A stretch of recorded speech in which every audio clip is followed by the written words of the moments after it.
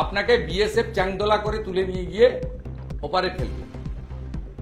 এ রাজ্যে যদি কোনো বাংলাদেশি মুসলমানের নাম বাদ পড়ে, অর্থাৎ যারা এই রাজ্যে বসবাস করছেন কিন্তু তারা বাংলাদেশি, তাহলে তাদের চ্যাংদোলা করে ওই পারে ফেলে দেবে ভারতের বিএসএফ।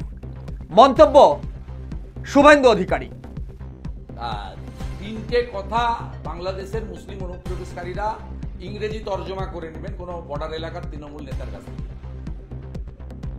বা পুলিশের কাছ থেকে। তৃণমূল নেতারাও ইংরেজি জানে কিনা সবাই জানে। একটা হচ্ছে, এটা আমার কথা না, কেন্দ্রের শক্তিশালী স্বরাষ্ট্রমন্ত্রী অমিত শাহ। একটা হচ্ছে ডিটেক্ট, দুই হচ্ছে ডিলিট, তিন হচ্ছে ডিপোর্ট। আপনি এসআইআর এ ডিলিট হবেন, ডিলিট হলেই আপনাকে বিএসএফ চ্যাংদোলা করে তুলে নিয়ে গিয়ে ওপারে ফেলবে। ওপারে যদি ফেলতে না পারে সুন্দরবনে অন্তত নামিয়ে দিয়ে যাবে। তারপরে আপনি কোন দিক দিয়ে যাবেন, সাঁতরে যাবেন না নৌকায় যাবেন, আপনি ঠিক করবেন।